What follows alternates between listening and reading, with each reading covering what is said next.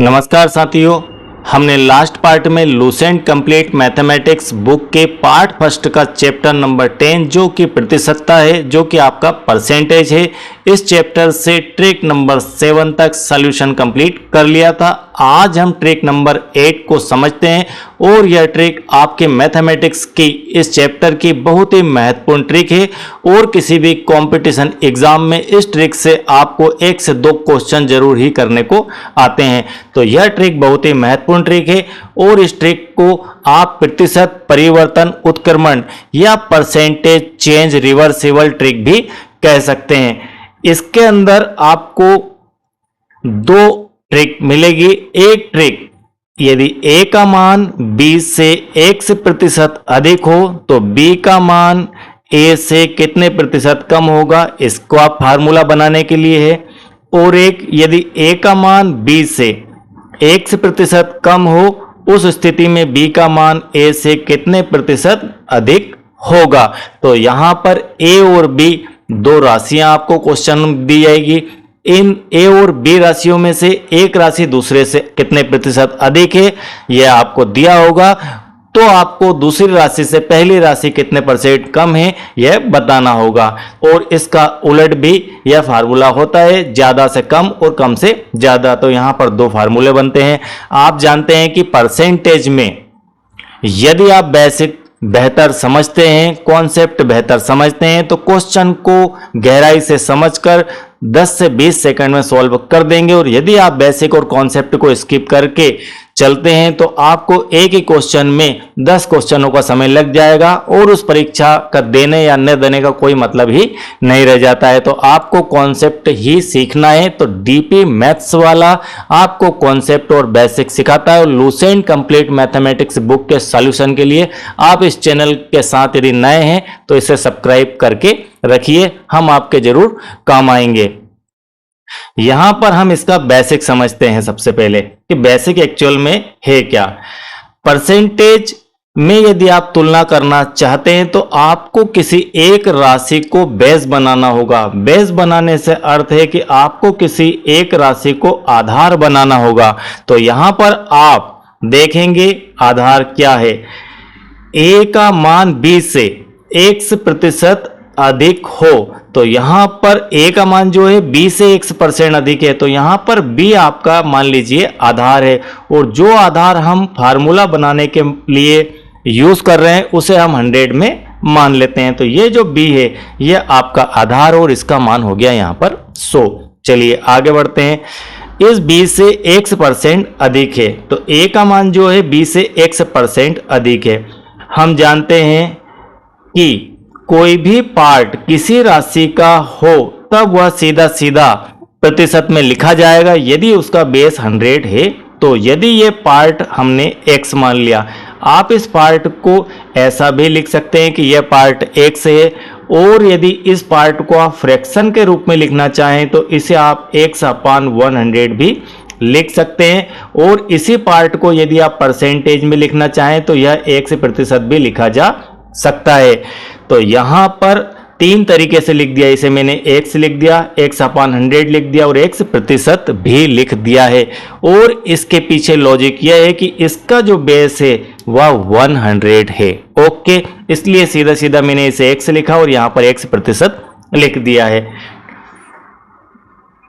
अब यही पार्ट आपका जो येलो कलर वाला दिख रहा है, मैंने इसे यहां पर येलो कलर कर दिया है। यह येलो कलर वाला पार्ट, इतना पार्ट इस a में ऐड कर दिया गया। कहा जा रहा है कि इससे ये b से a अधिक है। कितना अधिक है? x% अधिक है। तो यह जो x% पार्ट है यह वाला, यह यहाँ पर ऐड हो गया a में आके।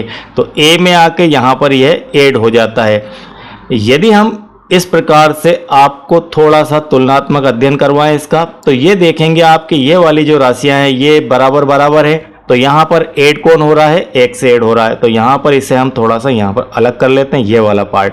ठीक है, यह वाला जो पार्ट है यह x है। और आप इसे क्या लिख सकते हैं यहाँ पर?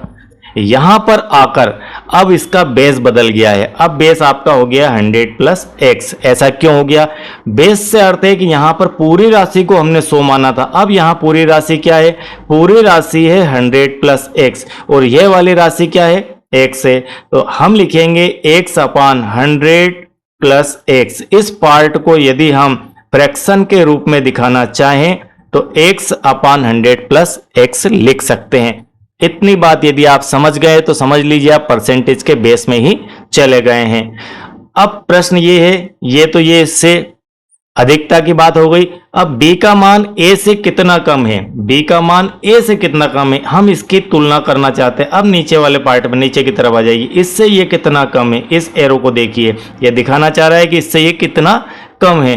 तो हम अधिक देख चुके हैं और कम के लिए इधर आते हैं। अब a से b कम कितना है? तो यहां पर एक सीधी लाइन यदि हम खींच देते हैं इस प्रकार से, तो कम क्या दिख रहा है आपको? ये वाला पार्ट यदि आप हटा दें तो इसके इक्वल हो जाएगा, मतलब यही वाला पार्ट तो इसका कम है। तो ये पार्ट का मान कितना है? इस पार्ट की परसेंटेज में वैल्यू क्या है? इस पार्ट की परसेंटेज में वैल्यू है x अपान 100 प्लस एक्स। अभी ये सिर्फ फ्रैक्शन के फॉर्म में है, ठीक है, ये फ्रैक्शन के फॉर्म में। और किसी भी फ्रैक्शन को जब परसेंटेज में चेंज किया जाता है तो सीधे 100% का मल्टीप्लाई कर देना होता है। तो हमने कुल मिलाकर यह सीखा कि जब हम b से a के लिए गए, कहां से गए?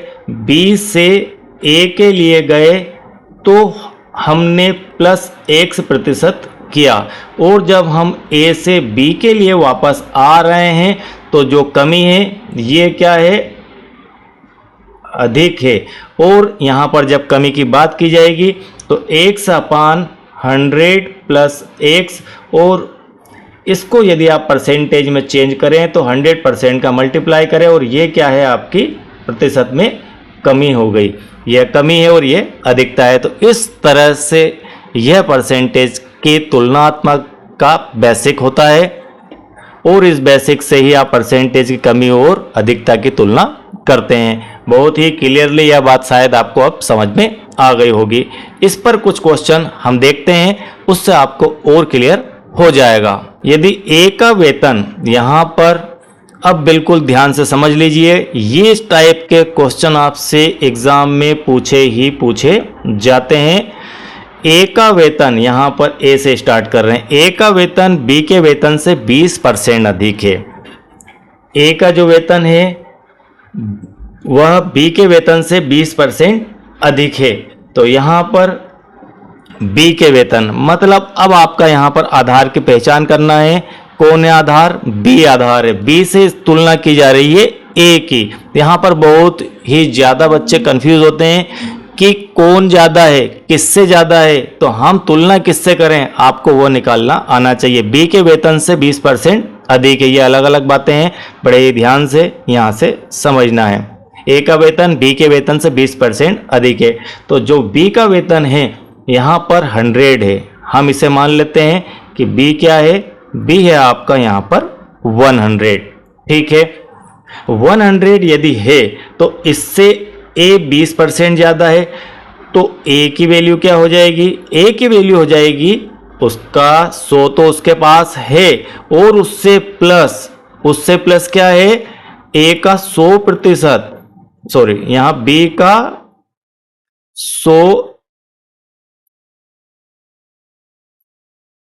का 20% अधिक है। 100 तो यहां पर ऑलरेडी है ए के लिए, ठीक है। तो बी की जो वैल्यू है वो 100 है, और बी का 20% और अधिक है, तो यहां पर कुल मिलाकर हम इसे लिख सकते हैं 100 प्लस यहां पर 100। बी की वैल्यू क्या है? 100, और इसका 20%, देन यह हो जाएगा आपका 100 प्लस 20, और यह हो गया आपका 120। 100 का 20% 20 होता है, तो यह हो गया ए यहां पर क्या हो गया? 120। मैं आपको जो यहां पर आप देख पा रहे हैं सेप, इसे भी लेकर समझाऊंगा कि किस प्रकार से आप इनको और गहराई से समझ सकते हैं। ये हो गई ए की वैल्यू, ये हो गई आपकी बी की वैल्यू। अब हम इसका रिवर्स देखते हैं, अपोजिट देखते हैं। बी का मान ए के मान से बी का वेतन ए के वेतन से कितने प्रतिशत कम है। अभी हम किस तरफ गए, अभी हमने इस तरफ का सफर तय किया, अब हम इस तरफ वापस आते हैं कि बताते हैं कि इससे ये कितना कम है। जब ए का वेतन 120 है, जब ए का वेतन 120 है और यहाँ पर यदि हम देखें फ्रैक्शन के फॉर्म में या इस बॉक्स के रूप में, तो ये जो 20 था ये ज़्यादा था, तो ज़्यादा था वो यहाँ पर ऐड हो गया, तो कम क्या होगा, यही कम करने से वापस हम ए पर ही बी पर पहुँच जाएंगे, तो इसे यहाँ से हम कम कर देते हैं। तो यदि इसे फ्रैक्शन के फॉर्म में लिखें हम, तो इसे लिखेंगे 20/120। ऐसा इसलिए लिख सकते हैं क्योंकि आपको नीचे आधार लिखना है। आधार का अर्थ है कि इस पूरे की वैल्यू क्या है, इस पूरे की वैल्यू है 120 और इसके ऊपर जो एक अंदर पार्ट है 20 वाला, हम जिसकी बात कर रहे हैं उसकी वैल्यू है 20, तो हम इसे फ्रैक्शन के फॉर्म में 20/120 लिख सकते हैं। तो यह आपका फ्रैक्शन के रूप में इस प्रकार से लिखा जाएगा। अब हम ए से बी के लिए चलते हैं, तो बी में क्या कह रहा है, बी का वेतन ए के वेतन से कितना प्रतिशत कम है। तो कमी निकालने के लिए क्या करना पड़ेगा, हमें निकालना पड़ेगा इसका मान 20/120, ठीक है, गुणित 100। तो यहाँ पर 20 छके 120, तो इसको आप सॉल्व करेंगे तो ये हो जाएगा आपका 100/6। तो b बराबर, और यह आपका प्रतिशत का निशान इतना कम है, और जब इसका आप भाग लगाएंगे तो आ जाएगा 16.6%, या फिर आप इसे मिश्र भिन्न के रूप में लिखेंगे तो 16 सहित 2/3% लिखा जाएगा। आप 6 का भाग जब 100 में लगाएंगे तो इस प्रकार का आंसर भी आपका आ जाएगा। तो ये इससे इतना प्रतिशत कम है। कम है से सीधा सीधा अर्थ है कि जो भाग आपका कम है उसी की बात हम यहाँ पर कर रहे हैं। तो जो भाग कम है वो ये वाला भाग कम है, इस भाग का परसेंटेज हमने निकाल लिया, इस भाग के फ्रैक्शन ये है तो इसी फ्रैक्शन को लेकर हमने परसेंटेज भी निकाल लिया, बाकी तो यहाँ पर इक्वल है। ये आपका हो गया कॉन्सेप्ट और बेसिक इसका। इस तरीके से आप इसे सॉल्व कर सकते हैं। अब इसका सेकंड रूप देखते हैं। यदि आपने b को 100 माना था, यहाँ पर b को 100 माना, मतलब b को हम यदि लिखना चाहें, क्योंकि यहाँ पर 20% की बात कही जा रही, तो 20-20 के अगर टुकड़े करें तो 1 2 3 4 5, ये आपका कितना हो गया टोटल, इसका हो गया 100। बिल्कुल सिंपल सा तरीका है समझने का। ये 100 है तो ये वाला पार्ट ज़्यादा है तो यहाँ पर ये पार्ट ऐड कर दिया। अब आपका यहाँ पर होता है इस, देखो ये 20 बराबर बॉक्स है, ये 20 ऐड हो गया, कुल मिलाकर अब यहाँ पर कितने हो गए, ये हो गए आपके 120, यहाँ पर 120 हो गए। यदि 120 को आप 20-20 के फॉर्म में, क्योंकि ऊपर आपके पास ये 20 लिखा हुआ है इसलिए आप 20-20 के रूप में लिखेंगे, तो यह 6 बार 20-20 लिखा जाएगा। यही आपका कम है। तो यह जो कम है इसे आप क्या कहेंगे, इसे कहेंगे कि छठा भाग कम है, 1/6 भाग कम है। तो ये वाले भाग को आप 1/6 भी लिख सकते हैं यदि इस प्रकार से समझे, और इस भाग को आप 1/5 भी लिख सकते हैं फ्रैक्शन के रूप में। तो यही भाग आपका कम है, तो 1/6 गुणित 100%, तो यह आपका आंसर यही आ जाएगा। बस ये छोटी सी समझ का विषय है, आप इतनी सी बात समझ गए तो इस सवाल में ज़्यादा घूमने की आवश्यकता आपको नहीं है। चलिए आगे बढ़ते हैं। अब आपका है क्वेश्चन नंबर 25। ए की आय बी की आय से 40%, यहाँ पर ए की आय बी की आय से 40% अधिक है। यहाँ पर हम आधार किसे मानेंगे, बी को, तो यहाँ पर बी मान लीजिए आपका 100 है, बी आपका यहाँ पर 100 है। देन आपका जो ए होगा वह क्या हो जाएगा, वह हो जाएगा कि b और b का 40%, तो b की वैल्यू 100 है तो ये 100 का 40%, तो ये हो गया आपका 100 और ये हो गया आपका 100 का 40%, 40, फाइनली ये हो गया 140। ये आपकी वैल्यू आ गई यहाँ पर a की। ठीक है, आप b 100 लेकर चलते हैं तो आपका a आ जाता है 140। अब प्रश्न में आगे बढ़ते हैं। b की आय a की आय से कितने प्रतिशत कम होगी, अब यहाँ पर अधिक तो कर दी हमने, अब इसको कह रहा है कितने प्रतिशत कम होगा, तो हमें कमी निकालना है प्रतिशत में। बस सीधा सीधा आप ऐसा लिखिए, कमी निकालना प्रतिशत में। कितनी कमी है, तो यहां पर इस राशि और इस राशि की यदि तुलना करें तो ज्यादा क्या है, ज्यादा आपकी ये वाले यहां पर है, और जो ज्यादा है वही कम भी है। इससे ये इतना कम है और ये इससे इतना ज्यादा है, तो यहां पर ये कम है। कितना पार्ट कम है, 40 पार्ट कम है। कितने पार्ट में से, 140 पार्ट में से। ये 140 अभी आप निकाल चुके हैं, इसकी वैल्यू 140, तो एक का वैल्यू 140 है, तो 140 में से 40 भाग कम है। और इसे यदि प्रतिशत के रूप में कन्वर्ट करना चाहते हैं तो 100% का मल्टीप्लाई कर देंगे। फाइनली आप यहाँ पर इसे कैलकुलेट करें, 0 से आपकी एक 0 कट गई, और 2 से ये आपका 20 बार, और 2 से ये 7 बार, और यहाँ पर आ जाता है फाइनली 200/7%। और जब आप इसे सॉल्व करेंगे तो इसे आप लिख सकते हैं 28 सही 4/7%। तो ये इतना इससे कम है। नेक्स्ट है आपका 26 नंबर का question, Lucent complete mathematics book में साधित प्रश्न में 26वां नंबर। यदि सचिन ने राहुल से 25% कम रन बनाए, अब आपको यहां पर देखना है कि रन किसने कम बनाए, सचिन ने कम बनाए या राहुल ने कम बनाए। तो यहां सचिन ने राहुल से 25% कम रन बनाए, मतलब सचिन ने कम बनाए, राहुल ने अधिक बनाए। तो यहां पर हम मान लेते हैं कि राहुल ने बनाए 100 रन, ठीक है। तो राहुल ने सचिन से कितने प्रतिशत अधिक रन बनाए, तो यहां पर जो सचिन है उसने कितने बनाए हैं, 100 माइनस 25% कम, 100 माइनस 100 का 25%, इतना कमी किया है उसने रनों में, ठीक है। तुलना कर रहे हैं हम इसलिए, तो 100 माइनस 25 कुल मिलाकर 75 रन सचिन ने बनाए हैं। ये हो गई क्लियर बात कि सचिन ने 75 रन बनाए हैं।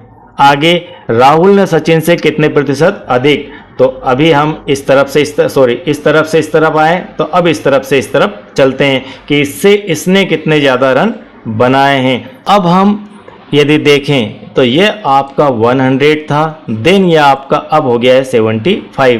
तो आपका यही वाला जो पार्ट है, यही पार्ट आपका इसमें डिफरेंस है। और इस पार्ट को यदि आप लिखना चाहें तो लिख सकते हैं 25/75, इसे लिख सकते हैं 25/75। देन इसने जो अधिक रन बनाए हैं, तो प्रतिशत अधिकता,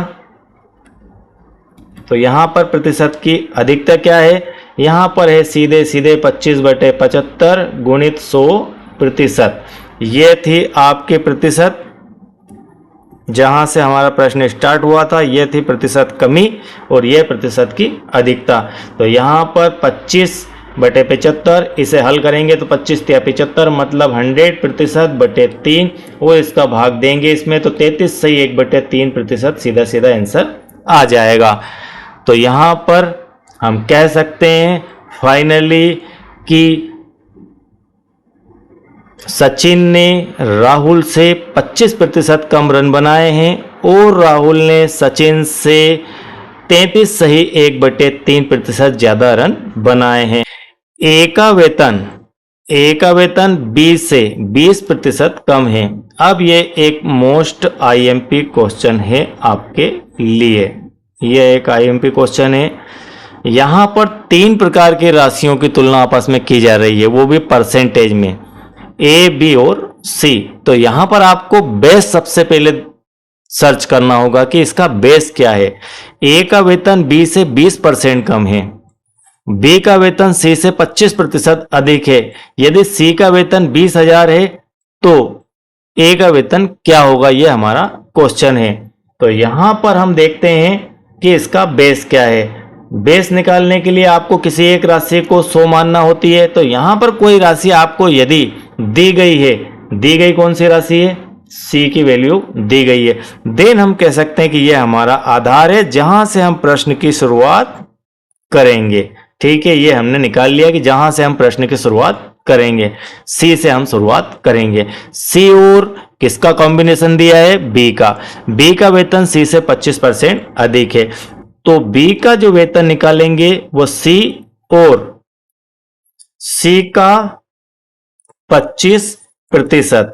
तो सी का वेतन यहां पर 20,000 है, प्लस सी का 20,000 का 25% निकाल लीजिए। ये कैलकुलेशन बहुत फास्ट करने के हैं, मैं आपको डिटेल में यहाँ पर दिखा रहा हूँ। अब आपकी इच्छा, जितनी जल्दी आप इसे समझ जाएं फटाफट कैलकुलेट कर लेना। 20,000 का 25% आप मतलब 4 भागों में से विभाजित कर दीजिए तो सीधा यहाँ पर 5,000 आ जाएगा। तो कुल मिलाकर बी का जो वेतन है वो 25,000 आ जाएगा।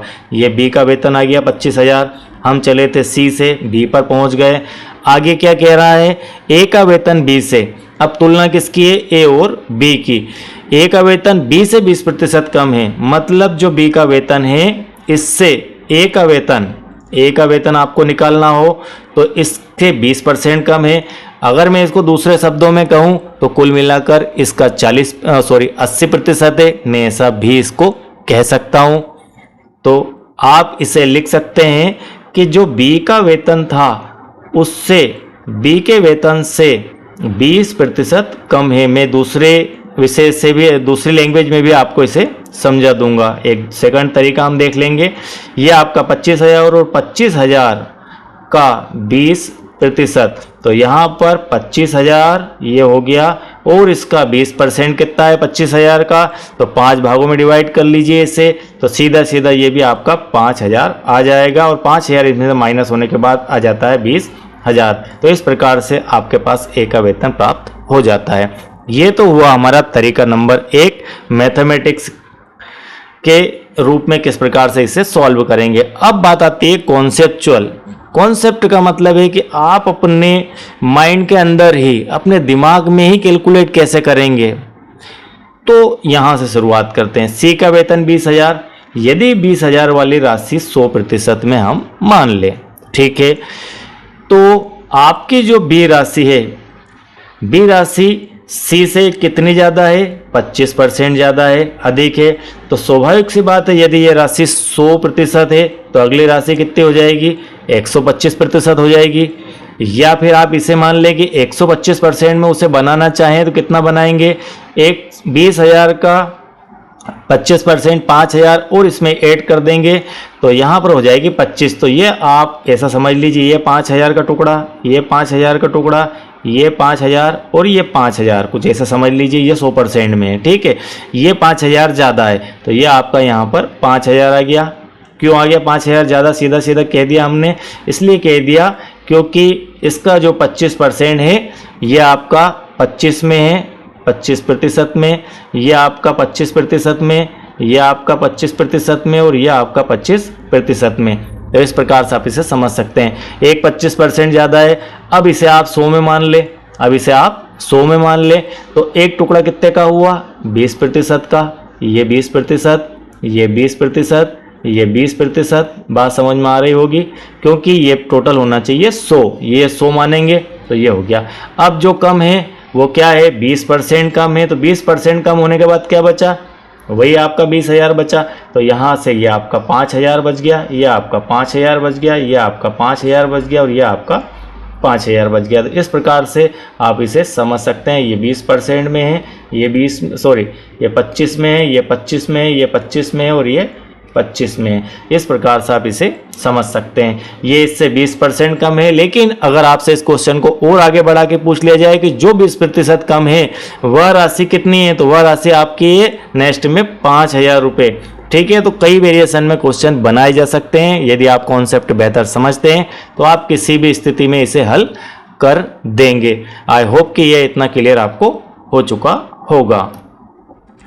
चलिए, फाइनली यहाँ पर 3 क्वेश्चन हमने सॉल्व कर लिए। आई होप कि यह वीडियो आपको बिल्कुल क्लियर समझ में आ गया होगा। और यदि आप इस प्रकार के कॉन्सेप्ट और बेसिक समझना चाहते हैं तो आप इस चैनल को सब्सक्राइब कर लीजिए, बेल आइकन को प्रेस कर लीजिए और वीडियो यदि आपको अच्छा लगे तो लाइक करना ना भूलें।